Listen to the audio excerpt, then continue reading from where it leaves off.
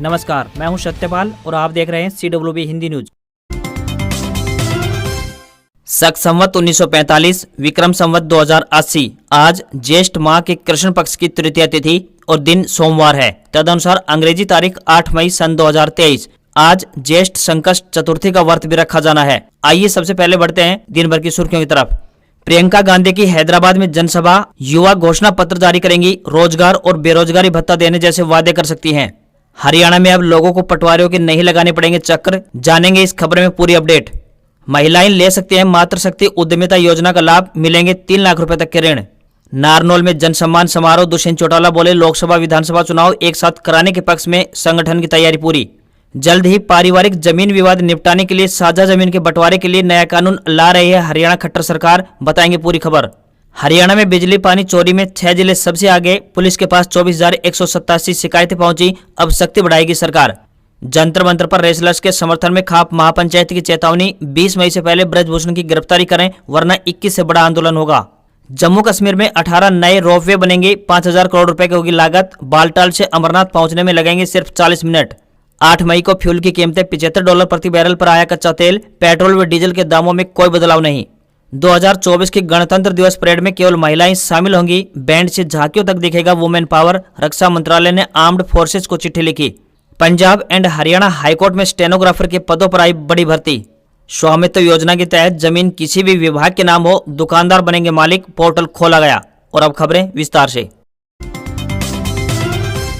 पश्चिमी विक्षोभ का असर कम होने के साथ ही धीरे धीरे दिन व रात का तापमान बढ़ना शुरू हो गया है। रविवार की सुबह बादल छा गए, हल्की बूंदाबांदी हुई, आसमान साफ होने के साथ तेज धूप खिलाई। मौसम विभाग के अनुसार 13 मई तक दिन के तापमान में 5 तो वहीं रात के तापमान में 2 डिग्री तक बढ़ोतरी हो सकती है। शुक्रवार रात से पश्चिमी विक्षोभ के आगे बढ़ जाने के कारण फिर से तपती गर्मी ने अपने तेवर दिखाने शुरू कर दिए हैं। हरियाणा कृषि मौसम विज्ञान विभाग के अनुसार 13 मई तक मौसम शुष्क रह सकता है, तापमान बढ़कर 41 डिग्री तक पहुँच सकता है।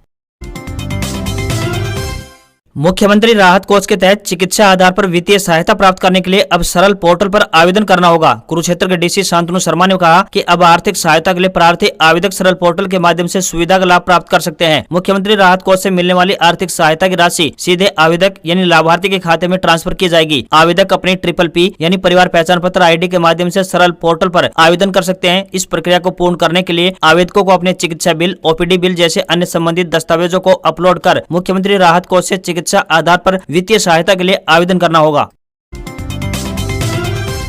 भारतीय कुश्ती संघ यानी WFI के अध्यक्ष ब्रजभूषण शरण सिंह की गिरफ्तारी के लिए दिल्ली में पहलवानों के धरने को आज सोमवार को 16वां दिन है। जंतर मंतर पर चल रहे इस धरने में आज से खाप पंचायतों के सदस्य भी शामिल हो गए हैं। खाप प्रतिनिधि यहाँ व्यवस्था बनाए रखने में भी खिलाड़ियों की मदद करते हुए दिखाई देंगे। तो रविवार को जंतर मंतर पर हुई हरियाणा, पश्चिमी यूपी और राजस्थान के खाप नेताओं की महापंचायत में रेसलर्स के धरने का समर्थन किया गया था। इस महापंचायत में पंजाब के किसान संगठन भी शामिल हुए। महापंचायत के बाद किसान नेता राकेश टिकैत ने बताया था कि इस आंदोलन को खिलाड़ियों की कमेटी ही चलाएगी, लेकिन हर खाप रोजाना अपने 11 सदस्य रेसलर्स के समर्थन में जंतर मंतर पर भेजने का काम करेगी। यह लोग सुबह से शाम तक खिलाड़ियों के साथ रहेंगे। वहीं खाप महापंचायत में ब्रजभूषण सिंह पर कार्रवाई के लिए सरकार को 20 मई तक का अल्टीमेटम दिया गया है। अगर ब्रजभूषण की गिरफ्तारी नहीं हुई तो 21 मई को दोबारा महापंचायत बुलाकर बड़ा फैसला लिया जाएगा।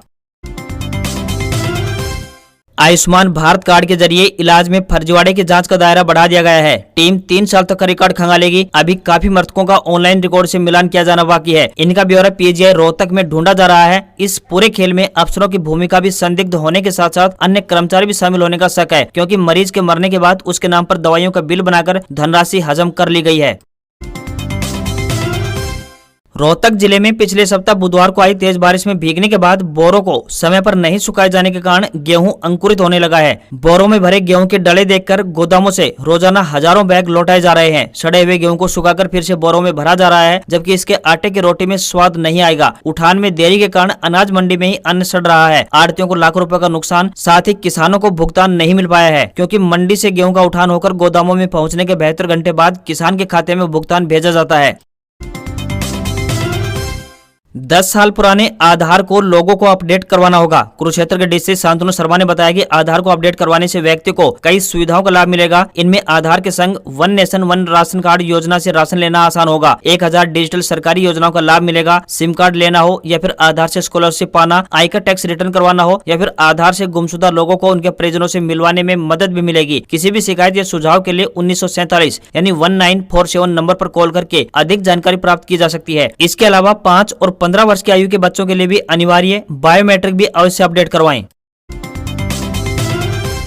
हरियाणा में मुख्यमंत्री मनोहर लाल खट्टर के जल संरक्षण मुहिम के परिणाम सामने आने लगे हैं। सीएम की पहल पर शुरू हुई मुहिम में बिजली पानी की चोरी में 6 जिले के हरियाणवी सबसे आगे मिले हैं। अब तक सूबे में 24,187 शिकायतें थानों में दर्ज की गई हैं। अब इस खुलासे के बाद सरकार इन जिलों में सख्ती बढ़ाने जा रही है। बिजली व नहरी पानी की चोरी में हिसार, फरीदाबाद, रोहतक, जींद, करनाल और रेवाड़ी जिले सबसे ऊपर हैं। सरकार अब इन जिलों में सख्ती बढ़ाएगी। 1 यूनिट बिजली बनाने में 850 ग्राम कोयला तो वहीं 1.8 लीटर पानी की जरूरत पड़ती है। इसलिए पानी में बिजली की महत्ता को समझते हुए बिजली पानी की चोरी रोकने के लिए पुलिस को सक्रिय हो जाने को कहा गया है।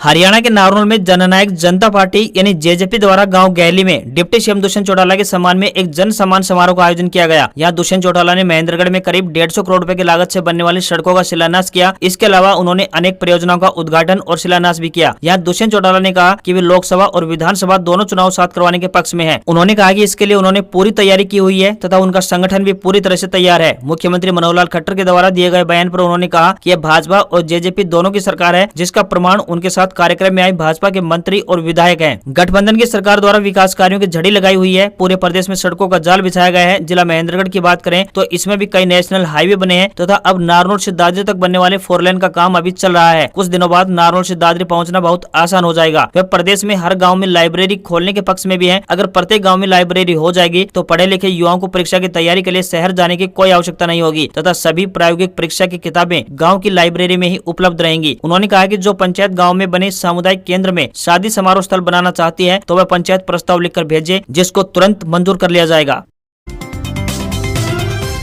दिल्ली की अदालत में गोलीकांड के आरोपी सुनील बालियान उर्फ टिल्लू ताजपुरिया के तिहाड़ जेल में मर्डर किए जाने के बाद हरियाणा में अलर्ट घोषित किया गया है। राज्य की 20 जेलों की सुरक्षा बढ़ा दी गई है। साथ ही जेल में कटलरी पर रोक लगा दी गई है। जेल अधिकारियों का कहना है कि ताजपुरिया पर हमला करने वाले 4 कैदियों द्वारा कम से कम 100 बार वार करने के लिए स्टील के चम्मच से बने तेजधार हथियार इस्तेमाल किए गए। इसके बाद चम्मचों पर यह दिशा निर्देश जारी किए गए हैं। हरियाणा की 6 जेलों में ज्यादा खतरा है। इनमें भौंसी, फरीदाबाद, नूह, रोहतक, पानीपत और सोनीपत की जेल शामिल है। इन जेलों की सुरक्षा और सतर्कता अन्य जेलों की अपेक्षा ज्यादा बढ़ाई गई है। इसके पीछे की सबसे बड़ी वजह यह भी है कि इन जेलों में प्रतिद्वंदी गिरोह के बीच अतीत में हुए अत्यधिक झगड़े शामिल हैं। कैदियों के कोर्ट ट्रायल की वीडियो कॉन्फ्रेंसिंग के जरिए व्यवस्था की गई है। केंद्रीय रिजर्व पुलिस बल यानी सीआरपीएफ के जवानों को गेट की सुरक्षा के लिए तैनात किया गया है। उन्हें ही हर आने जाने वाले पर नजर रखने की जिम्मेदारी सौंपी गई है। भारत सरकार ने सरसों का भाव यानी एमएसपी मूल्य या यूं कहें कि न्यूनतम समर्थन मूल्य 5,450 रुपए प्रति क्विंटल रखा है। हमें हरियाणा व राजस्थान की कुछ मंडियों से सरसों के ताजा भाव प्राप्त हुए हैं, जो कि इस प्रकार से हैं। सबसे पहले बात करते हैं हरियाणा की सिरसा मंडी की। सिरसा में सरसों का ताजा भाव 4,770 रुपए प्रति क्विंटल चल रहा है। तो वहीं हिसार मंडी की बात करें तो हिसार में सरसों का ताजा भाव 4,760 रुपए प्रति क्विंटल है। वहीं आदमपुर मंडी की बात करें तो 4,910 रुपए प्रति क्विंटल है। हरियाणा की रेवाड़ी मंडी में सरसों का ताजा भाव 4,880 रुपए प्रति क्विंटल चल रहा है। वहीं हरियाणा की एलनाबाद मंडी की बात करें तो 4,810 रुपए का भाव चल रहा है। वहीं राजस्थान की जयपुर मंडी की बात करें तो सरसों का ताजा भाव 4,530 रुपए प्रति क्विंटल। साथ ही राजस्थान की श्रीगंगानगर मंडी की बात करें तो 5,190 रुपए प्रति क्विंटल सरसों का ताजा भाव है। वहीं राजस्थान की चिड़ावा मंडी में सरसों का ताजा भाव 5,140 रुपए प्रति क्विंटल का है। जिला और सत्र न्यायाधीश यूटी चंडीगढ़ की तरफ से पंजाब और हरियाणा उच्च न्यायालय चंडीगढ़ के अधीन अधीनस्थ न्यायालयों यानी SSSC में कर्मचारियों की केंद्रीकृत भर्ती के लिए सोसाइटी केवल योग्य आवेदकों के पदों पर भर्ती के लिए आवेदन मांगे गए हैं। यदि आप भी इन पदों पर आवेदन भेजने के इच्छुक हैं तो ऑनलाइन माध्यम से अपने आवेदन भेज सकते हैं। आपको बता दें कि यह भर्ती कॉन्ट्रैक्ट आधार पर की जाएगी। आवेदन करने की अंतिम तिथि 27 मई 2023 रात 11:59 तक रहेगी। इन पदों के लिए उम्मीदवार किसी भी मान्यता प्राप्त संस्थान से आर्ट्स या फिर साइंस में बैचलर डिग्री धारक होने चाहिए। उम्मीदवार की उम्र सीमा की बात करें तो 18 वर्ष से लेकर 37 वर्ष निर्धारित की गई है। इन पदों के लिए उम्मीदवारों को ऑनलाइन आवेदन करने होंगे। हरियाणा में अब लोगों को जमीन के मालिकाना हक संबंधी दस्तावेज के लिए पटवारियों के चक्कर नहीं लगाने पड़ेंगे। डिजिटल सिग्नेचर से जमाबंदी के भुगतान के लिए शुरू किया गया पोर्टल आम लोगों को काफी पसंद आ रहा है। पिछले 4 महीनों के दौरान की बात करें तो 10,000 नए लोगों ने ई फर्द डाउनलोड किया है। इससे तहसील कार्यालयों में बिचौलियों के खेल पर भी अंकुश लगता हुआ नजर आ रहा है। पोर्टल द्वारा जारी किया गया यह फर्द डिजिटल रूप से हस्ताक्षरित है और न्यायालय में भी मान्य होगी। मुख्यमंत्री मनोहर लाल खट्टर ने शनिवार को ई फर्द पाने वाले हितग्राहियों से ऑडियो कॉन्फ्रेंसिंग के माध्यम से कहा कि जल्द ही पारिवारिक जमीन विवाद निपटाने के लिए भी साझा जमीन के बंटवारे के लिए एक नया कानून बनाया जाएगा। इससे कोर्ट कचहरी में लंबे समय से चले आ रहे भूमि विवाद से छुटकारा मिलेगा। तो वहीं पोर्टल पर भू आंकड़ों से संबंधित सभी जानकारी जैसे कि खसरा, खतौनी, भू नक्शा, संपत्ति पंजीकरण, स्टाम्प ड्यूटी जैसी सेवाएं भी उपलब्ध हैं।